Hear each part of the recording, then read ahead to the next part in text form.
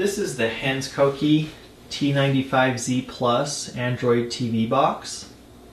The processor in it is the Amlogic S912, which is a 64-bit 8-core processor.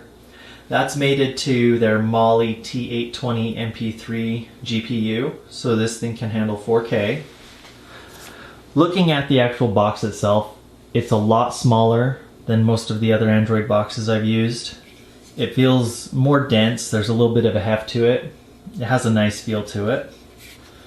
Looking around, we have a USB port, we have an Ethernet jack, optical audio out, our power wire, HDMI out, 3.5mm audio out, another USB, and a micro SD slot. The remote that's included is actually a lot better than any Android remote I've ever used. Especially if you've had the ones that have the learning thing down here. Those are horrible. They don't put out enough light. They're very difficult to aim. This one is quite forgiving.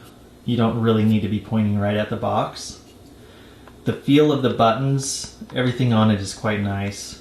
There's even a direct Kodi button on it, so that wherever you are, you can launch Kodi. We have a home button, of course, back, list. This brings up our mouse controls so that we can use the D-pad as a mouse. Of course, we have a 3-foot HDMI cable that comes with it, the power connector, and a slightly measly little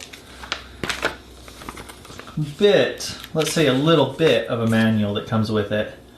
It's fairly thick, but it turns out that the majority of it is in other languages, so by page 4 you're done. But it's an Android box. They all run about the same. This is running Android 6 Marshmallow, so it's really intuitive to use anyway. So I just chuck the manuals usually. Let's go play with it.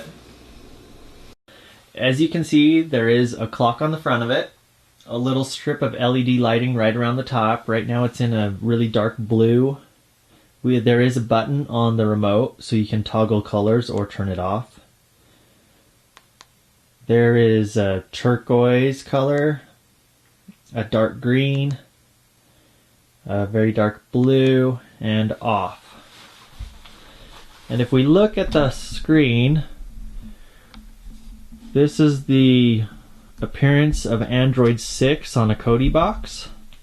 I like how there's a giant Kodi button just sitting over on the left.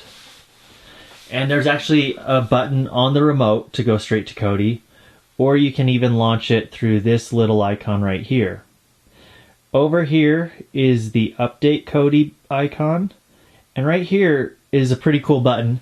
That's actually the firmware update for this box. And as it turns out, there is an update waiting for this box, which I really like, because they're still working on improving the firmware, and they didn't just release it and dump it.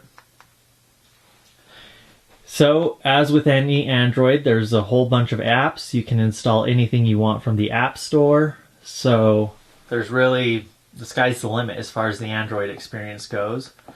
Netflix launches very quickly. YouTube works fine. Let's just go into Kodi real quickly because I'm sure everybody wants to see that. So just the typical Kodi 16. We'll just pull something up real quick. It comes pre-installed with a boatload of apps, or plugins I should say, add-ons. The usual suspects are here, like PrimeWire, Exodus. I did notice Phoenix and Salts isn't here, but in the apps they do have add-on installer, so it's a very simple one-click installation for pretty much any add-on you want. Here's Exodus. Everything's very responsive, and this is running over AC. It's an AC router. And this is AC capable, the box is.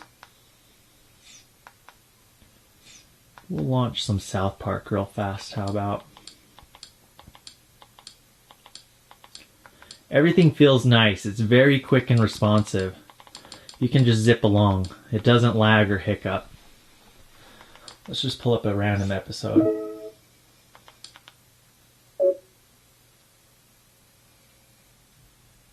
Boom. No, I'm telling you guys, music videos have devolved to nothing but pretty girls wearing... Volume control, forward seek, backward seek, everything works just perfectly with the remote.